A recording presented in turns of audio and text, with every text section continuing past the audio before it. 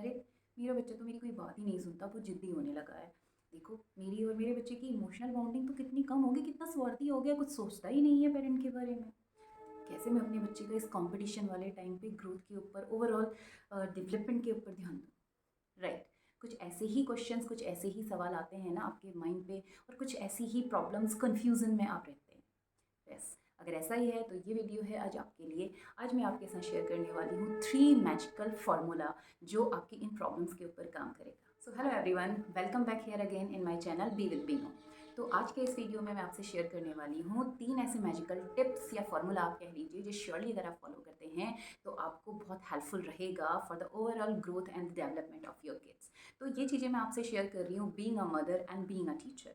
So last मेरे 15 years के teaching experiences में मैंने बहुत सारी चीज़ें ऑब्जर्व की, देखी, और बहुत सारे बच्चों को काउंसिल किया है। And being a mother of a 2 kids, एक मेरा बेटा 8 साल का और छोटा 2 साल का, तो दोनों ही एक्सपीरियंस बेसिस पे मैं आपसे ये चीज़ें शेयर कर रही हूँ। सिर्फ मैं आपको बता नहीं रही हूँ, मैं ये फॉलो करती हूँ, तो मैं आपको सेम चीज़ आपके साथ शेयर करने वाली हूँ। So let's get started.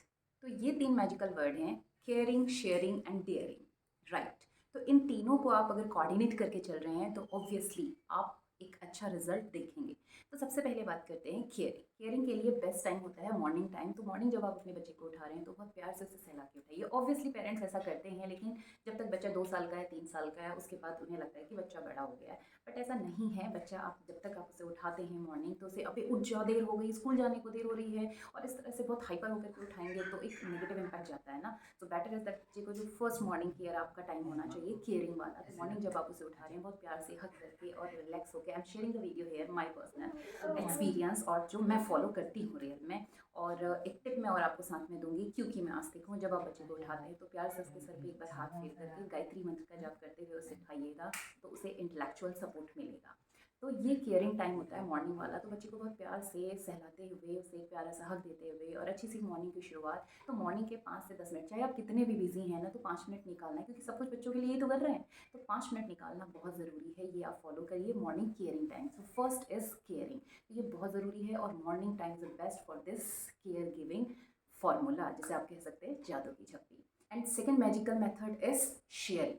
तो बच्चे के साथ ना आप शेयरिंग करिए। जैसे जब बच्चा छोटा होता है ना, आप उसके स्कूल भेजते हैं, वो घर लौटता है तो बहुत सारी बातें आपको बताते हैं, जो कुछ हुआ होता है सब कुछ बताता है। तो उसके साथ आप इंगेजमेंट दिखाइए, उसकी बातों को सुनिए, उसमें इंटरेस्ट लीजिए, और आप भी उससे कुछ कुछ चीज़ें शेयर कीजिए जैसे जैसे वो बड़ा होता है। तो ये टाइम उसे दीजिए। तो ये आपके, अगर आप वर्किंग हैं तो फिर आपके लिए लंच टाइम तो पॉसिबल नहीं है, बट इवनिंग पे जब आप आ जाते हैं, टी टाइम होता है या बिफोर डिनर टाइम होता है, तो आप कुछ मिनट्स, आधा घंटा पॉसिबल है तो बहुत अच्छी बात है। बट एनी हाउ, काम करते करते ही सही, अगर बिजी हैं, because I am also busy working women, तो मैं काम करते करते मेरी ये चीज़ें होती हैं। तो लंच वाला टाइम आपका शेयरिंग टाइम हो सकता है, जब आप बच्चे को खाना सर्व करते हुए उससे क्या क्या कुछ हुआ दिन भर में, वो चीज़ें आप उससे पूछें। या फिर इवनिंग टी टाइम होता है, उस समय आप बच्चे को जब दूध दे रहे हैं, या जो भी उसका रूटीन है, स्नैक्स का टाइम है, उस समय आप उससे शेयरिंग कीजिए। तो मेरा मेथड है कि जब हम घर आते हैं तो मैं बच्चे के साथ साथ ही मेरे चलता है, तो हाफ एन आवर का टाइम लगता है। उतनी देर में मुझे मेरा बच्चा सब कुछ बता देता है कि क्लास में क्या हुआ, किसी की कंप्लेन, एक्सेट्रा एंड एक्सेट्रा। बाकी भी काम करते करते चलता है, बट उस समय मैं उससे पूछती हूँ, प्रेफर करती हूँ कि अच्छा आपने क्या क्या किया, किस सब्जेक्ट में क्या हुआ। तो ये सारी चीज़ें आप उससे पूछिए। उससे क्या होगा कि बच्चा ना आपके क्लोज आएगा।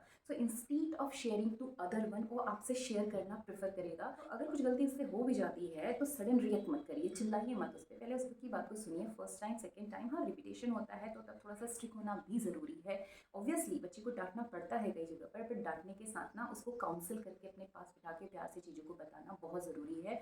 तो चिल्लाने की बजाय बच्चे को राइट और रॉन्ग के बीच का डिफरेंस बताइए बाय गिविंग एग्जांपल्स। ठीक है, जब भी आप बच्चे को समझाएं तो हमेशा एग्जांपल्स के साथ समझाएं, जो कि मैं अपनी टीचिंग में भी प्रेफर करती हूँ, अपने बच्चे के केस में भी प्रेफर करती हूँ। तो ये सेकंड टिप है आपकी शेयरिंग वाली। अपने बच्चे के साथ हमेशा शेयरिंग कीजिए, ताकि वो हमेशा हर बात को आपके साथ शेयर करेगा। तो इससे क्या होगा, आपकी इमोशनल बॉन्डिंग भी बनेगी और वो कभी रॉन्ग ट्रैक पे नहीं जाएगा। और हमारी थर्ड टिप है डेयरिंग टाइम। डेयरिंग यानी ये बेस्ट टाइम होता है डेयरिंग के लिए, bed time, before going to bed. Right. तो मैं भी पर्सनली यही करती हूँ। तो स्पेशली मृदुल को तो स्टोरी सुनना बहुत पसंद है, तो आप ये चीज़ जरूर फॉलो करवाइए, चाहे आपका बच्चा 5 साल का है, 8 साल का है, 10 साल का है, 12 साल का है, इवन फॉर द 15 ईयर्स। तो फिर क्या हुआ, उसके पापा ने उसे एक दिन कहा कि जब जब तुम्हें गुस्सा आएगा तो तुम एक दीवार पे एक कील ठोक देना।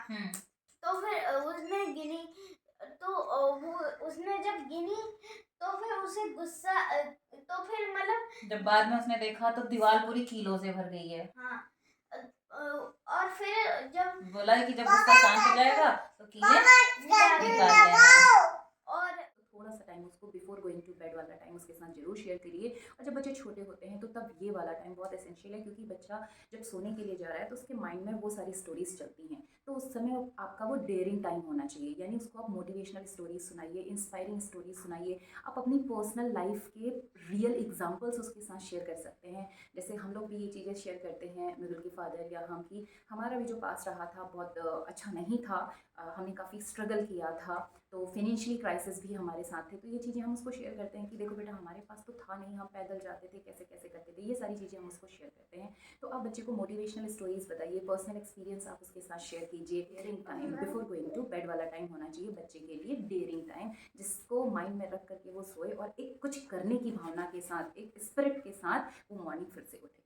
तो ये है वो 3 फार्मूला, केयरिंग, शेयरिंग और डेयरिंग, जो आपको और आपके बच्चे के ओवरऑल डेवलपमेंट में बहुत हेल्पफुल रहेगा।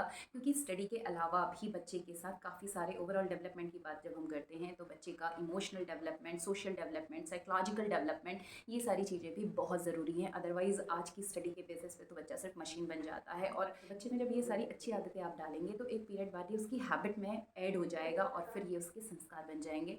तो वो कभी गलत डायरेक्शन में नहीं जाएगा, अपनी डेवलपमेंट के लिए वो खुद फोकस रहेगा, आपके और आपके बच्चे के बीच में इमोशनल बॉन्डिंग बहुत अच्छी रहेगी। तो ये सारी चीज़ें आपकी ऑफकोर्स पॉजिटिव फॉर्म में आपको दिखाई देंगी। तो होप ये वीडियो आपको काफ़ी हेल्पफुल रहेगा। और अगर ये वीडियो अच्छा लगा तो प्लीज़ नीचे सब्सक्राइब बटन और बेल आइकन भी दबा देना, सब्सक्राइब कर दीजिएगा और शेयर कर दीजिएगा कुछ और पेरेंट्स के लिए।